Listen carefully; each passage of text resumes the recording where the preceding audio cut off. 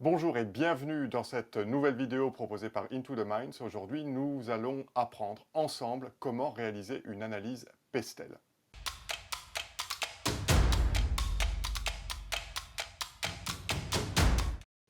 Bonjour et bienvenue dans cette nouvelle vidéo. Et ensemble, aujourd'hui, on va apprendre ce que c'est qu'une étude Pestel, qu'une analyse Pestel. On va la faire ensemble, on va regarder des exemples, on va essayer de comprendre quelle est la place de l'analyse Pestel dans les techniques d'études de marché. Allez, on y va, on plonge directement dans la présentation. Et donc, cette présentation a pour ambition de vous donner, de vous présenter une introduction à l'analyse Pestel.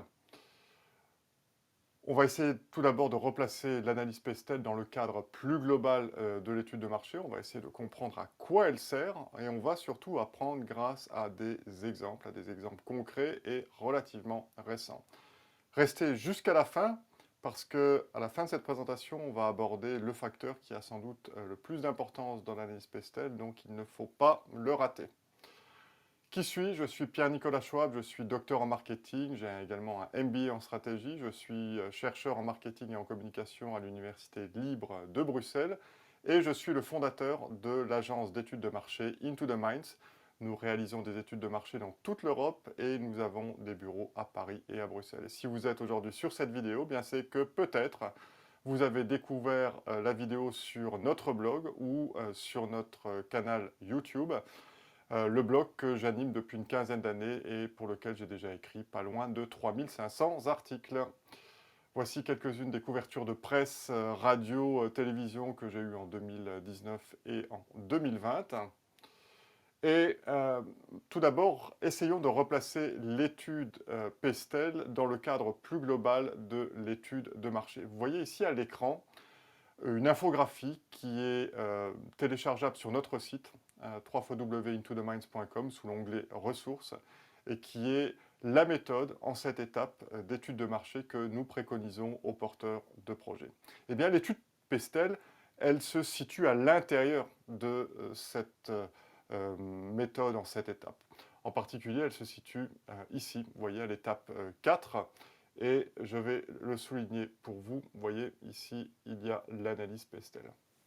Donc, ce que vous comprenez tout de suite, c'est que l'analyse Pestel n'est qu'une technique parmi d'autres pour comprendre la dynamique du marché. Et c'est vraiment comme ça qu'il faut l'aborder. Donc, de la même manière qu'un sondage n'est pas la panacée pour faire une étude de marché, eh bien, l'étude Pestel, l'analyse Pestel, c'est une technique parmi d'autres. Alors, qu'est-ce que c'est que l'étude Pestel? Eh bien, l'étude Pestel ou analyse Pestel, c'est l'analyse qui nous permet de comprendre quelle est l'influence de différents facteurs qui ne sont pas sous notre contrôle. Quelles sont les conséquences et les choix stratégiques qui vont en découler. Et au final, l'analyse Pestel nous permet de comprendre comment ces influences s'articulent au regard de vos ressources et de vos compétences en tant que porteur de projet. Alors bien entendu, il y a différents facteurs qui nécessitent d'être pris en considération. On a les facteurs politiques, on a les facteurs démographiques, technologiques, juridiques et réglementaires, écologiques, culturels, sociologiques et économiques. Et tout ça doit rentrer en fait dans un cadre mnémotechnique qui est l'analyse Pestel. Donc l'analyse Pestel, Pestel c'est un acronyme qui signifie politique, économique, sociologique, technologique, écologique et légale. Et donc c'est très pratique parce que ces 6 lettres vous permettent de n'oublier aucune des dimensions qui risquent d'influencer votre projet, aucun des facteurs qui risquent de modifier le cours du développement de votre projet parce que vous ne les avez pas sous contrôle. Commençons tout d'abord par le facteur politique, sans doute un des plus simples à comprendre. La politique, eh bien, ça fait référence au contexte politique national et international qui a parfois un impact positif ou négatif sur les échanges commerciaux. Alors, l'exemple, on va dire, très classique, c'est le clivage entre la droite et la gauche. Lorsque la droite est aux affaires, on va tendance à peut-être plus privilégier l'entrepreneuriat, le business, alors que lorsque c'est la gauche qui est au pouvoir, c'est différents.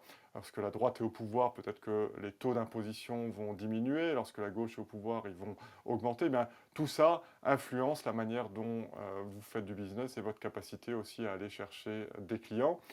Un autre exemple, eh bien, ce sont les conséquences du 11 septembre.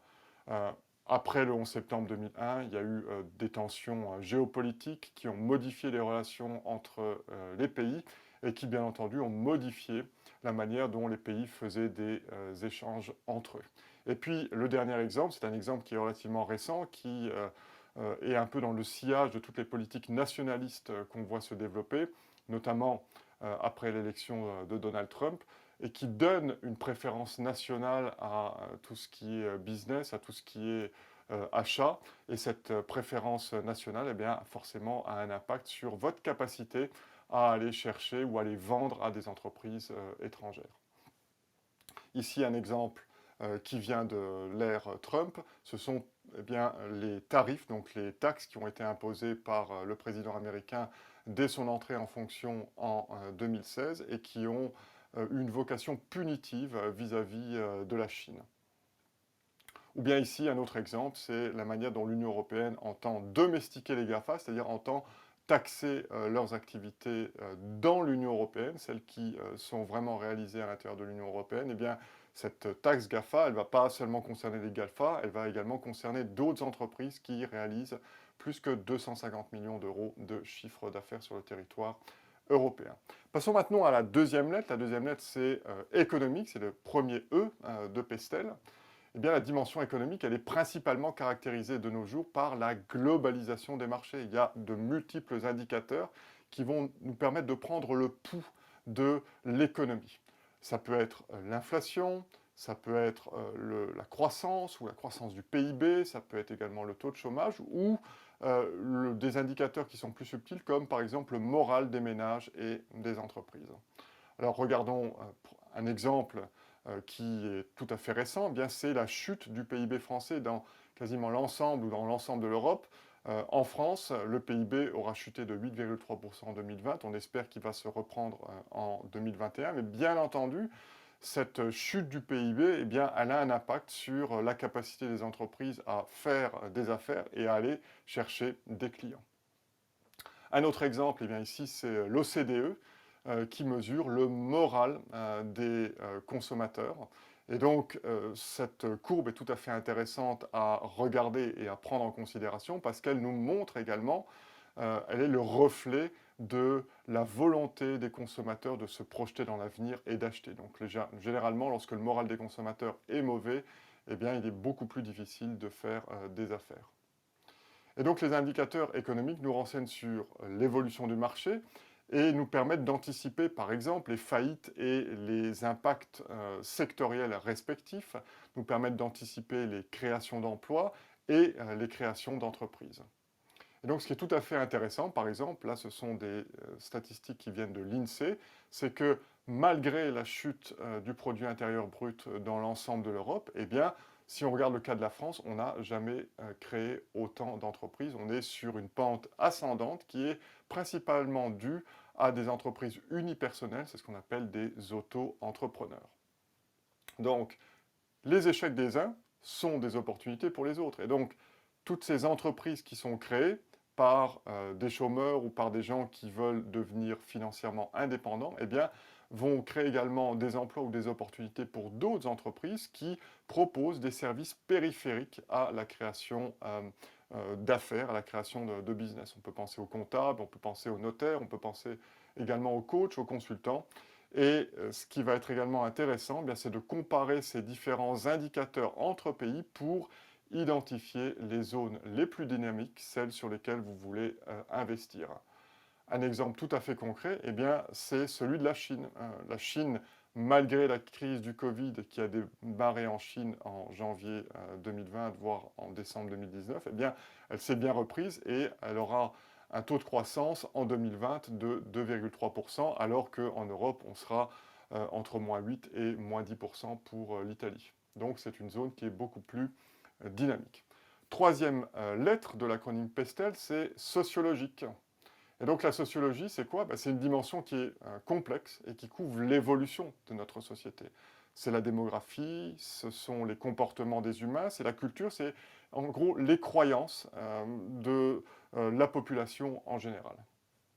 Prenons un exemple concret, la démographie. Eh bien, la démographie, elle a tendance à évoluer, elle a tendance à changer également par rapport à ce qu'elle était il y a 50 ans ou il y a même 40 ans. Et on peut se demander quels sont les étages, donc les classes d'âge de la pyramide qui gagnent en importance. Et une autre question qu'on peut également se poser et qui est à l'origine de beaucoup de business, c'est quelle est l'influence de la baisse du taux de natalité, surtout que cette baisse du taux de natalité, elle est relativement hétérogène. On a 1,8 enfants par femme en France, alors qu'on a une population en décroissance dans d'autres pays européens comme l'Allemagne ou l'Italie, par exemple.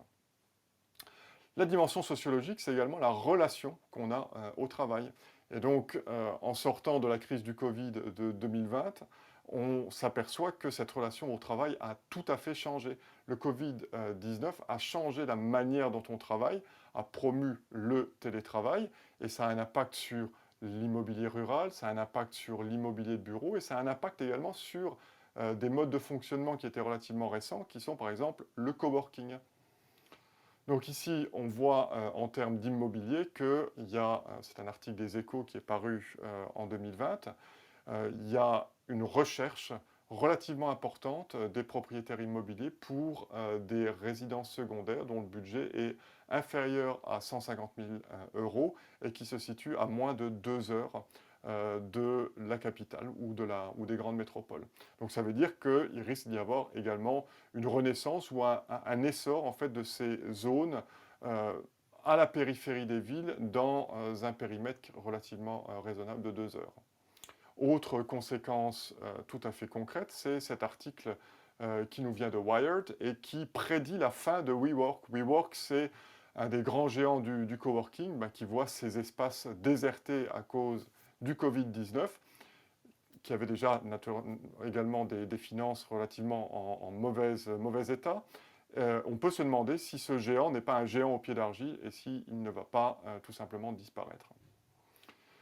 Parlons également de la culture et de l'éthique. Ça appartient ou ça contribue au domaine de la sociologie, puisque l'impact des réseaux sociaux, la manière dont on les utilise, va influencer l'éthique et la perception de ce qui est, de ce qui ne l'est pas. Il y a également un essor des politiques RSE, donc de la responsabilité sociale et environnementale des entreprises, qui influencent également leurs décisions d'investissement. Voici un exemple qui est tiré du Guardian, dans lequel on voit que le fonds d'investissement BlackRock a décidé de bannir de ses investissements certaines entreprises qui ne sont pas responsables d'un point de vue environnemental, certaines entreprises qui polluent. Quatrième lettre, c'est la dimension technologique, une dimension qui est également ultra importante. C'est l'évaluation des évolutions technologiques dans les années à venir, quelles sont les opportunités qu'elles représentent et comment est-ce que les comportements des consommateurs et des entreprises vont être modifiés par la technologie. Et la question sous-jacente que vous devez vous poser absolument, c'est comment est-ce qu'on peut anticiper ces évolutions et comment est-ce qu'on peut en tirer parti. Je vous donne ici un exemple qui est relativement ancien, qui est un exemple qui nous vient de Belgique et qui a été mis en place par une société, un retailer, une chaîne de supermarchés belgo-néerlandaise qui s'appelle de Ahold Delhaize. Ils avaient placé dans des lieux à forte fréquentation, par exemple des gares ou des stations de métro, des espèces de panneaux sur lesquels des produits étaient représentés. Et il suffisait aux consommateurs de scanner le QR code qui était en dessous du produit pour remplir automatiquement son caddie virtuel et ensuite pouvoir faire ses achats sur Internet. Ça n'a pas été une initiative couronnée de succès. Pourtant, elle avait été copiée d'une autre initiative qui nous venait de Tesco en Corée du Sud et qui, elle, avait été relativement couronnée de succès. Mais il y a une différence fondamentale entre la Belgique et la Corée du Sud, c'est la manière dont, à l'époque, en 2015-2016, les consommateurs utilisaient leur smartphone. En Corée du Sud, les gens étaient tout à fait habitués à utiliser leur smartphone et à l'utiliser au quotidien, notamment pour tout ce qui était e-commerce. Alors ça n'était pas du tout le cas en Belgique, et donc la conséquence a été que ce projet n'a pas été forcément très très bien suivi par les consommateurs.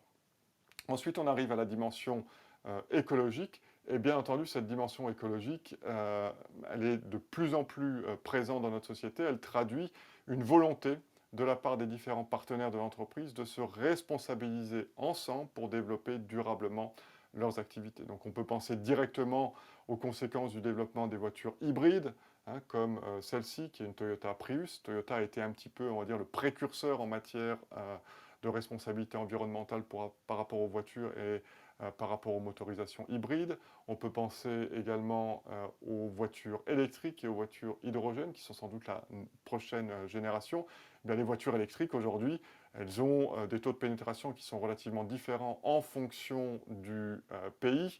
On va avoir quelques pourcents en Europe continentale, en France par exemple, ou en Allemagne, alors qu'en Norvège par exemple, eh bien, les voitures électriques représentent déjà plus que 50% des nouvelles immatriculations. Cette dimension écologique, elle est aussi liée à des décisions politiques. On peut penser à la création des zones à basse émission, qu'on appelle également LEZ.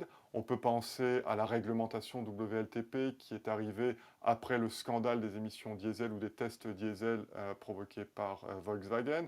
On peut également penser à toutes les obligations en termes de recyclage. Et tout ceci contribue à une sensibilisation grandissante du public.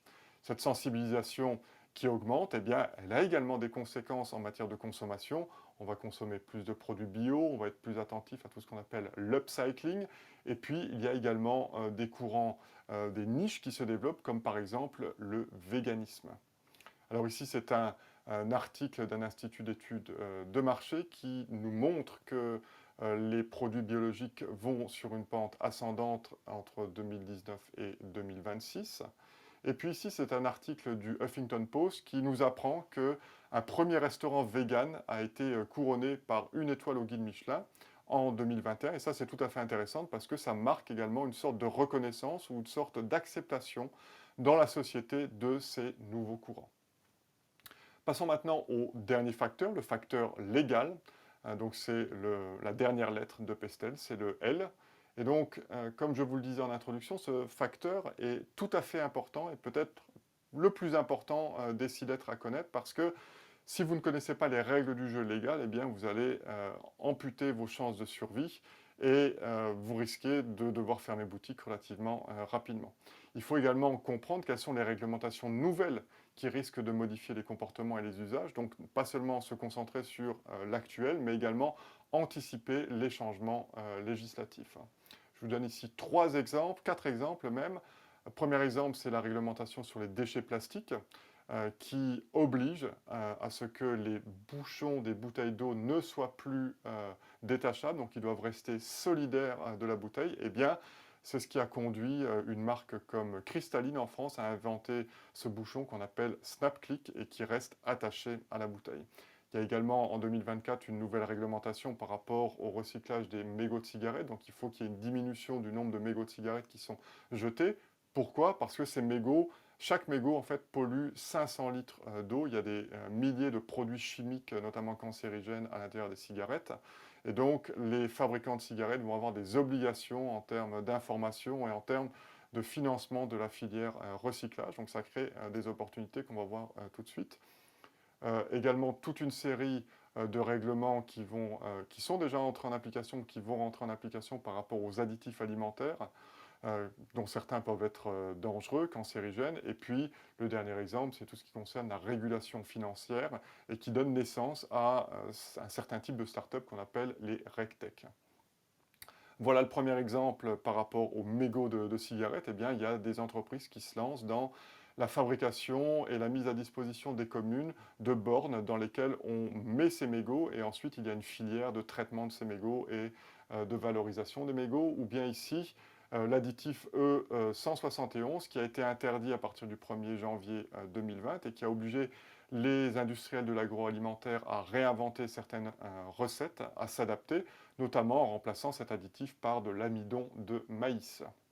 Et puis le dernier exemple que je souhaitais vous donner, c'est une sortie relativement récente de la patronne d'une banque espagnole qui s'appelle Santander et qui, elle, appelle à plus de réglementation des entreprises de la tech parce qu'elle estime qu'il y a une concurrence déloyale de certaines startups qui ne sont pas soumises aux mêmes réglementations et qui ont donc plus de possibilités d'innover que les mastodontes bancaires, que les grandes banques bien établies. Donc ce qui est intéressant aussi dans cette dimension légale, c'est de ne pas oublier de regarder les pressions qui peuvent être exercées par les lobbies et la direction que cette réglementation peut prendre en fonction des intérêts des uns et des autres.